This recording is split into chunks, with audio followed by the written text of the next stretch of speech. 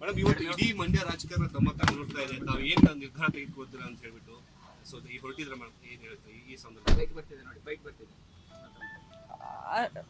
ಎಲ್ಲ ನಿರ್ಧಾರ ನಾನು ಮಂಡ್ಯದಲ್ಲೇ ಹೇಳ್ತೀನಿ ಅಂತ ಘೋಷಣೆ ಮಾಡಿದ್ದೀನಿ. ಸೊ ಹಾಗಾಗಿ ನನ್ನ ನಿರ್ಧಾರ ಏನು ಅನ್ನೋದನ್ನ ಅಲ್ಲೇ ಹೇಳ್ತೀನಿ ನಾನು.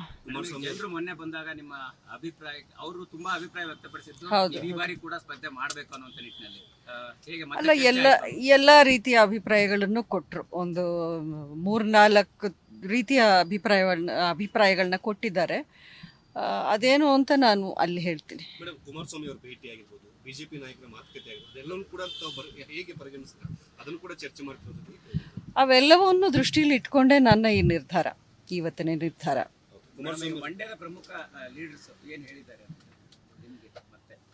ಅದೆಲ್ಲ ಅಂದರೆ ನಮ್ಮಲ್ಲಿ ಕಾನ್ಫಿಡೆನ್ಷಿಯಲ್ ಆಗಿ ಆಗುವಂಥ ಚರ್ಚೆಗಳು, ಅದನ್ನು ಈ ಒಂದು ಸಂದರ್ಭದಲ್ಲಿ ಹೇಳೋಕ್ಕೆ ಅದು ಸರಿ ಹೋಗಲ್ಲ ಹೇಳಿದ್ರೆ. ಪ್ರಮುಖವಾಗಿ ರಾಜಕಾರಣದಲ್ಲಿ ನಾವೇನು ಅಂಟ್ಕೊಂಡಿಲ್ಲ, ರಾಜಕೀಯಕ್ಕೆ ಅಂಟ್ಕೊಂಡಿಲ್ಲ, ಅಂಬರೀಷರ್ ಆಗಲಿ ನೀವಾಗಲಿ ಅಂತ ಒಂದು ಮಾತು ಹೇಳಿದ್ದೀರಾ. ಹೌದು, ಯಾವತ್ತೂ ಅಂಬರೀಷ್ ಅವರು ಮೊದಲೇನೆ ಯೂನಿಯನ್ ಮಿನಿಸ್ಟರ್ ಇದ್ದಾಗ 2 ತಿಂಗಳಲ್ಲಿ ಕಾವೇರಿ ವಿವಾದ ಬಂದಾಗ ರಿಸೈನ್ ಮಾಡಿದರು. ಅಧಿಕಾರಕ್ಕೆ ಯಾವತ್ತೂ ಆಸೆ ಪಟ್ಟವರಲ್ಲ. 2018ರಲ್ಲೂ ಅವ್ರಿಗೆ ಕೊಟ್ಟ ಬಿ ಫಾರ್ಮ್ನ ತಿರಸ್ಕಾರ ಮಾಡಿ ವಾಪಸ್ ಕೊಟ್ಟರು ಕಾಂಗ್ರೆಸ್ಗೆ.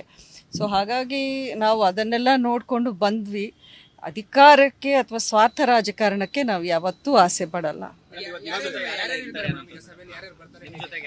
ಅದನ್ನು ನಾನು ಪೋಸ್ಟ್ ಮಾಡಿದ್ದೀನಲ್ಲ, ದರ್ಶನ್ ಹಾಗೂ ಅಭಿಷೇಕ್ ಇರ್ತಾರೆ. ಶಿವಕುಮಾರ್ ಹೇಳಿದ್ರು ಕುಂಬಳಕಾಯಿ ಕಳ್ಳ ಅಂದ್ರೆ ಯಾಕೆ ಹೆಗಲು ಮುಟ್ಕೊಂಡು ನೋಡ್ಬೇಕು ಅನ್ನೋ ವಿಚಾರ ಅವ್ರ ತಂಟೆಗೆ ಮಾತಾಡೋ ಬಗ್ಗೆ.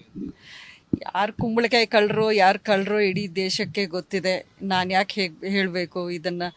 ಈ ಒಂದು ಸಂದರ್ಭದಲ್ಲಿ ಅವರು ಹೀಗೆ ಹೇಳಿದ್ರು, ನಾನು ಇದನ್ನು ಹೇಳೋದು ಅದೆಲ್ಲ ಸದ್ಯಕ್ಕೆ ಬೇಡ ಅಂತ ಅಂದ್ಕೊಂಡಿದ್ದೀನಿ.